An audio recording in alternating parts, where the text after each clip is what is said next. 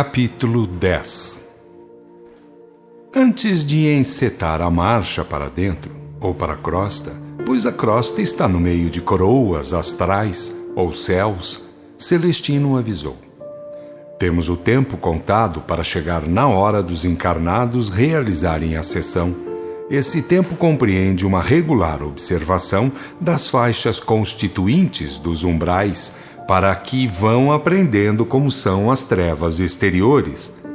Sugiro que se liguem mentalmente a mim e aos demais servidores para que possamos transitar por uma escama vibratória que nos permita observar, sem sermos obrigados a participar do meio ambiente mal cheiroso e trevoso, cheio de lancinantes gritos e blasfêmias, rogos de perdão e outras manifestações características desses lugares. E a marcha para dentro começou, mas em diagonal, segundo o que teríamos que observar e no rumo do local da reunião dos encarnados. E fomos vendo, depois de atravessar as primeiras zonas de socorro, que são ensombradas, porém vigorosamente guardadas, as centenas de faixas trevosas, onde bilhões de espíritos penam as contravenções levadas a termo. Que horror! Exclamava alguém de quando em quando. Ninguém jamais passará por cima da lei, repetia Celestino. E para resumir, vamos dizer que a luz e as trevas variam em seus matizes de modo dificilmente contável por nós, para que cada um tenha como recompensa das obras praticadas justamente o que faça por merecer. Há de chegar o dia, na história de um espírito, em que ele, por evolução, compreenda que o Senhor, seu Pai divino, o quer juiz em causa própria. O Deus de favores e de libertações, por graças e precedentes, o Deus das idolatrias e dos rituais formalistas, o Deus que as súcias clericais exploram, a fim de poderem explorar os incautos e viver vida gorda e babujada, ou de falsa autoridade espiritual e nababescas opulências, esse Deus terá que ser permutado pelo Deus da verdade, amor e virtude, que pelos termos de verdade, amor e virtude, vividos pelos seus filhos, assim os fará receber ou ter. E aquilo que foi visto nas camadas umbrosas pelos membros da comitiva é aquilo mesmo que poderá ser visto nas camadas umbrosas de qualquer mundo em processo evolutivo. Cumpre lembrar que uma lei fundamental rege o infinito emanado, tanto na parte cósmica ou material, como na parte anímica ou espiritual, e que o espírito é uma partícula de Deus em processo de expansão, de autocristificação.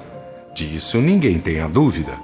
É caso de dilatação consciencial até atingir as alturas de verdadeira potência espiritual, e não alguém que tenha de ser salvo por meio de ginásticas corporais, formulismos idólatras ou de discursozinhos histéricos com os quais as mentes medíocres e os caracteres de baixa moral vivem a sonhar.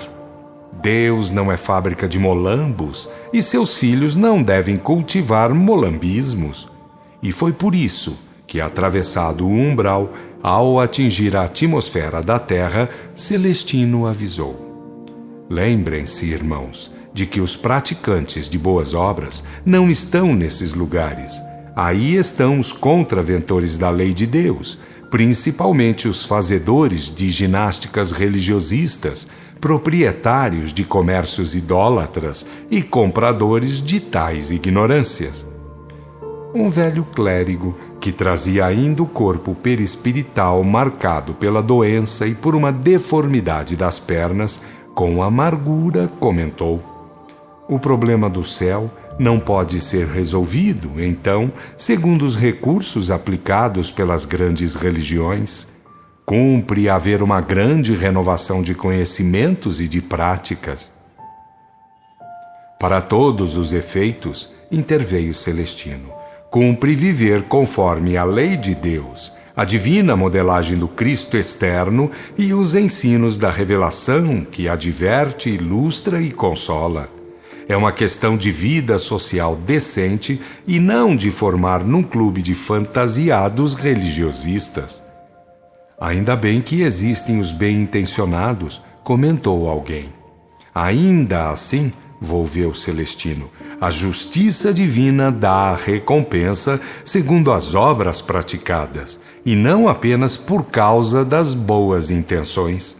E a prova disso tendes que dos membros de uma mesma instituição dita religiosa, uns vão parar nos lugares de luz e glória, enquanto outros ficam nos lugares intermediários, e outros descem até a subcrosta, onde vão penar dezenas e centenas de anos antes de serem recolhidos e encaminhados, através das vidas, no rumo da pureza e da sabedoria.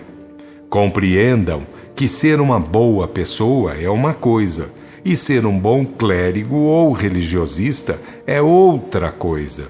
A boa pessoa é que importa, porque a justiça divina é acima de rotulagens ou figuras de fachada. Enfim, irmãos, o que importa é ter um cérebro lúcido e um coração amoroso. E com isso, dávamos entrada em uma sala familiar onde 14 pessoas estavam reunidas, conversando alegremente, aguardando a hora de iniciar os trabalhos mediúnicos da noite. De fato, um pouco depois, o presidente lembrou estarem em cima da hora, tendo todos feito silêncio.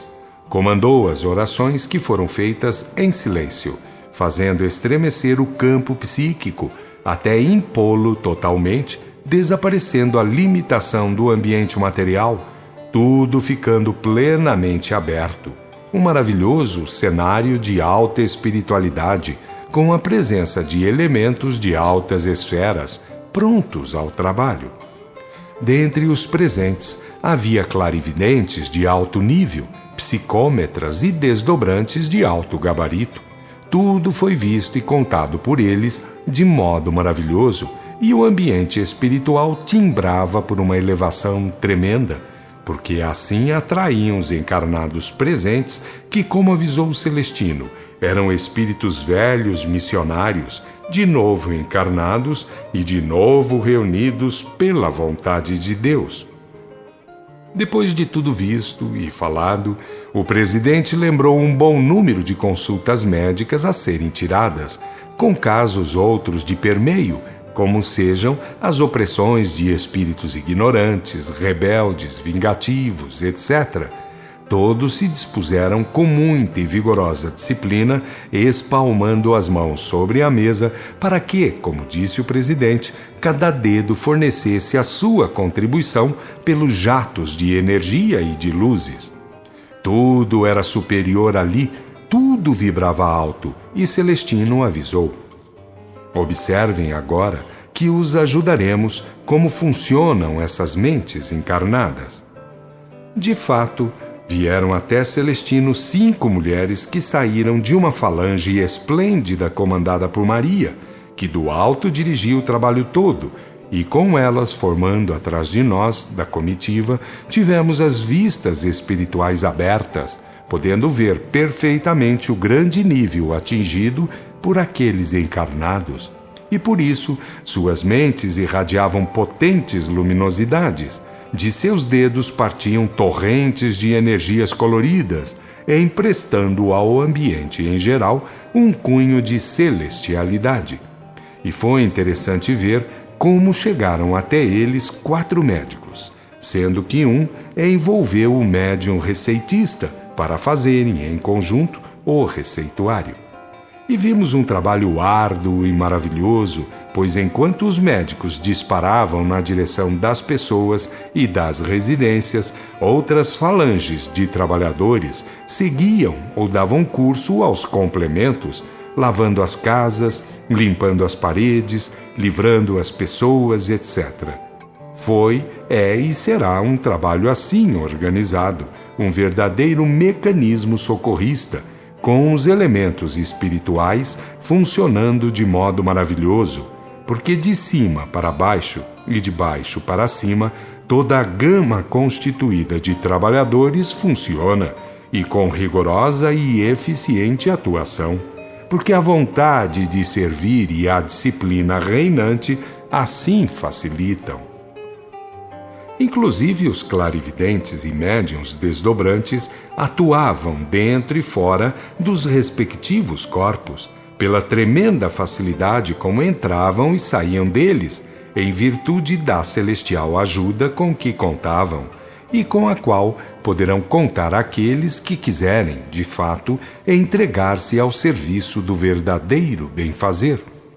Todo o tempo gasto em tirar umas dezenas de consultas espirituais foi um excelente programa de aprendizados, porque vimos as doenças de fora para dentro e de dentro para fora. Vimos as causas e os efeitos, os motivos e as chagas. Vimos alguns casos de feitiçaria serem desfeitos de modo limpo e tremendamente eficiente, sem recorrer aos mesmos expedientes, como acontece em certos meios ditos espíritas, em que os que se dizem trabalhadores do bem lançam mãos de recursos mais horripilantes do que aqueles usados pelos trabalhadores do mal.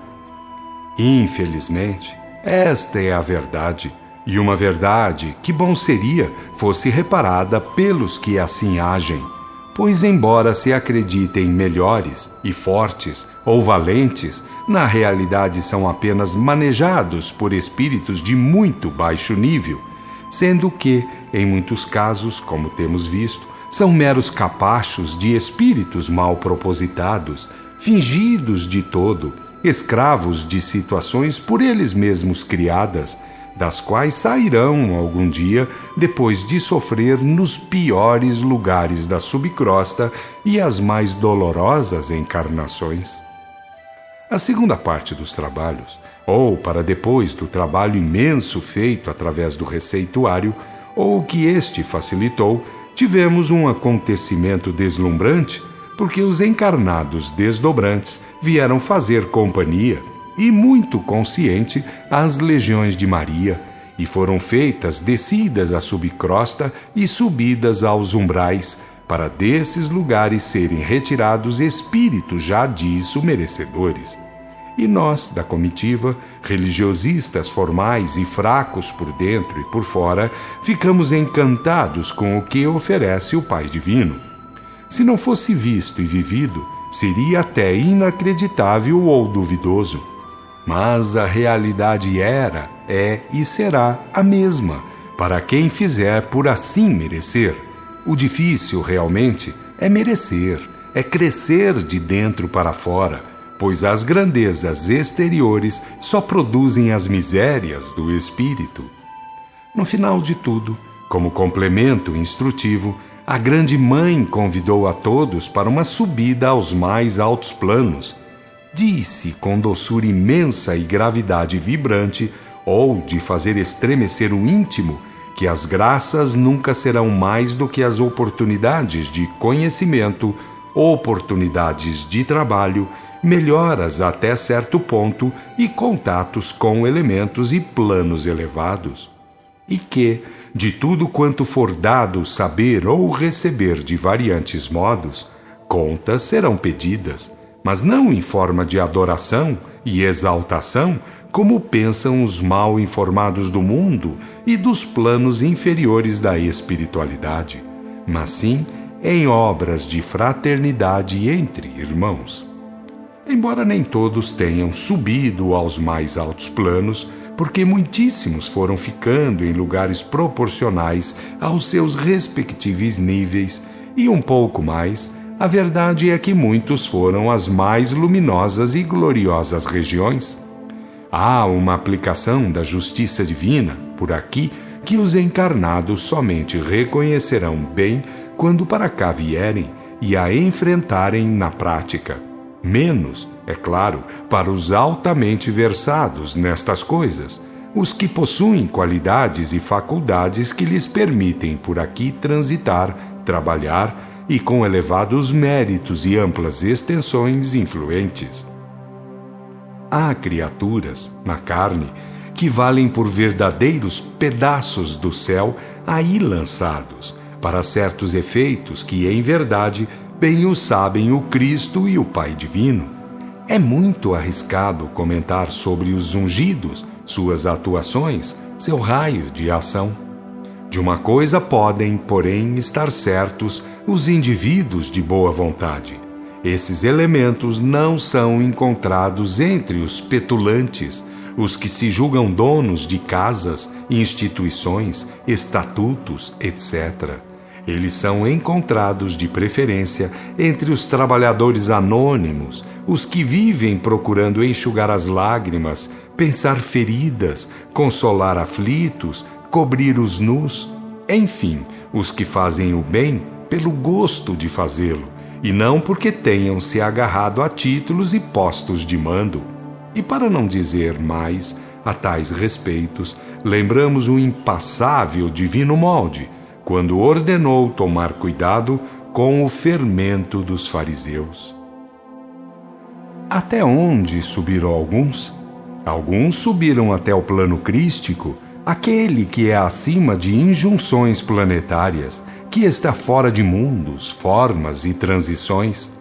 É muito difícil dizer daquelas alturas divinas, mas o fato é que, mais tarde ou mais cedo, todos lá chegaremos, porque ninguém é especial perante as leis divinas que regem a chamada criação divina.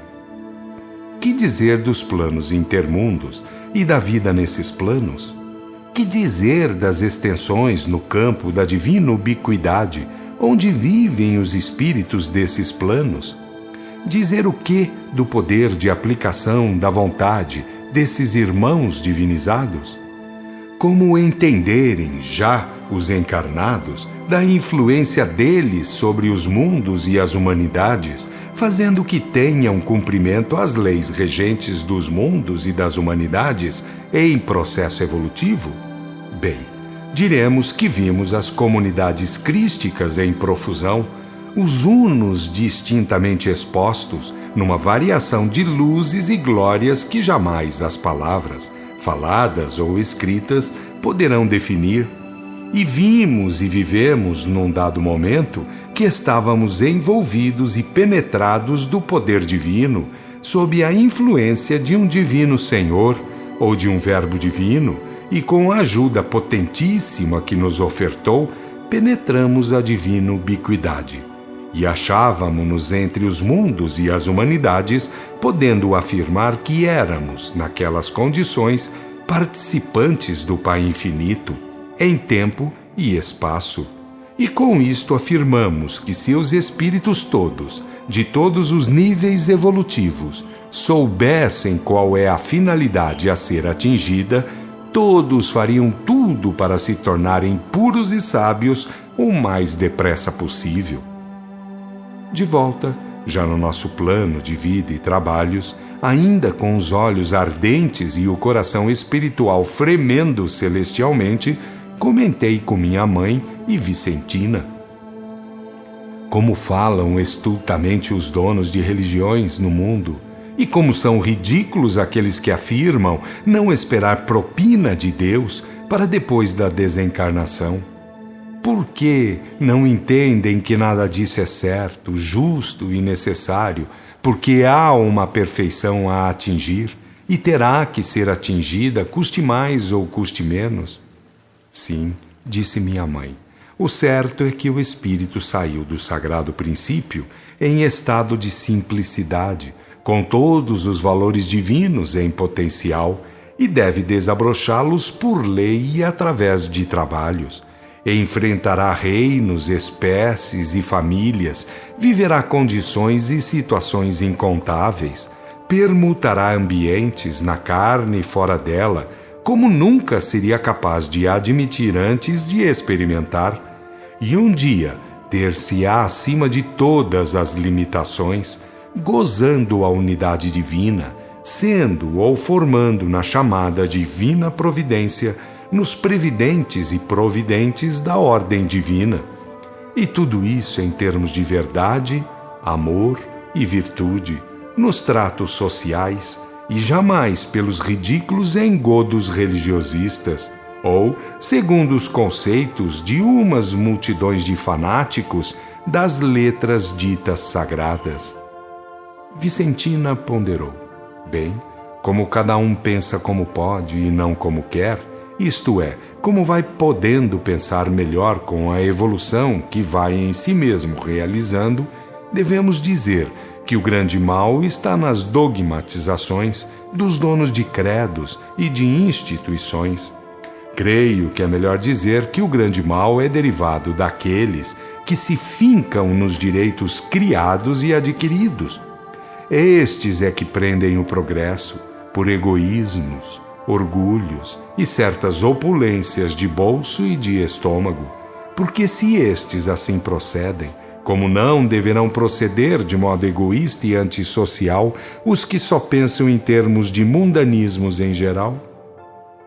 Ocorreu-me a ideia e perguntei: por que o progresso da humanidade planetária, no plano geral, depende das realizações do plano carnal? Minha mãe achou a pergunta interessante e comentou: não estou autorizada a falar com segurança sobre um assunto que nunca me ocorreu pensar nem ouvir, por aqui, de alguém, um conceito a esse respeito. Mas acredito que os mundos físicos e a sua evolução representem fatores impostos pela justiça divina e, portanto, a evolução da humanidade que lhe é própria faz parte do esquema fundamental. Entretanto, vamos ressalvar que quem se dedica à pureza e à sabedoria em suas obras ingressa nos planos superiores ao desencarnar, e isso faz reconhecer que a justiça divina é pelas obras de cada um. E por aqui transita um ditado que fala em nome de Deus, e ele diz que as testemunhas de Deus são aquelas que o são pelas obras individuais. Ainda estimulado pelo assunto, perguntei: e por que a terra tem coroas trevosas ao redor, ou reinos de pranto e ranger dos dentes para fora? Que os tenha para dentro. Isso diremos que seria comum em um mundo infantil, mas tê-los para fora não é muito mau indício? Minha mãe respondeu: convém não esquecer que a terra é um mundo instituto correcional, um mundo de degradados e degredados. O Éden perdido não era a terra anterior, como faz entender a corrupção lavrada no Pentateuco, mas o mundo melhor de onde vieram os adamitas. Assim irão ser, para os cabritos, aqueles dois mundos inferiores que, já o sabemos, vão hospedá-los para as devidas expiações e progressos posteriores. Assim sendo, aduzi, as trevas para fora caracterizam os mundos de expiação? Não estou autorizada a falar dogmaticamente, disse minha mãe, mas o fato é este: ou caracteriza o mundo inferior por simples involução, ou revela o mundo destinado a ser escola correcional, por isso recebendo legiões de espíritos rebelados de mundos que se vão revelando dignos de melhores habitantes. O fato, entretanto, é altamente significativo, pois ter coroas trevosas para o exterior é muito depreciável. Em conclusão, indaguei, só a evolução do plano carnal fará desaparecer um umbral para um dia, por fim, ir desaparecendo também e necessariamente a subcrosta? Minha mãe respondeu-me: bem, isso é concludente, mas quando isso ocorrer, pelo que já sabemos, várias seleções e separações terão sido feitas. A terra que terá as marcas da Jerusalém Celestial será a terra dos que a merecerem. Mas isso, bem o sabemos, é para muitos e muitos milhares dos anos por vindouros. O céu primeiro ensina, depois dá tempo e depois cobra contas. E se está dito no Velho Testamento que o Senhor Deus nada faz sem antes avisar pelos profetas, seus servos, também está dito no Novo Testamento que o testemunho de Jesus é o espírito de profecia. Portanto, é normal que os habitantes do planeta, encarnados ou não, prestem atenção aos informes mediúnicos. É por eles que muitos conhecimentos advirão, embora muita coisa desagradável e mesmo repugnante também apareça por falta de melhor critério dos seus cultivadores. Realmente, comentei, no campo mediúnico muitos são os que se estendem pelas áreas menos interessantes, entretendo contatos com os mais baixos planos da vida espiritual, agem totalmente fora da lei de Deus e do divino molde, embora se acreditem certos e inconvenientes. Vicentina aduziu. Todos deveriam lembrar a lei e o Cristo, porque com as duas testemunhas fiéis e verdadeiras, logo se sabe que imundície não é espiritismo. Basta comparar os ensinos e os fatos para se ter certeza de que o mal não é o bem, ainda que apelem os seus praticantes para os mais variados pretextos. Em todos os sentidos de atividade, interveio minha mãe, os filhos de Deus terão que enfrentar testes. Não é tentação a palavra certa, mas sim teste. Deles ninguém escapará, porque a ignorância, a covardia e a hipocrisia não herdarão jamais o reino do céu. Que se acautelem todos perante os atos da vida, porque a justiça divina é acima de pretextos, quaisquer, ou de explicações humanas.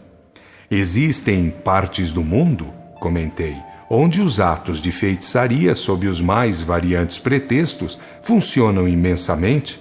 Por que essa gente encarnada e desencarnada não lê o capítulo final do Apocalipse? Fazendo menção de partir rumo ao trabalho, minha mãe concluiu.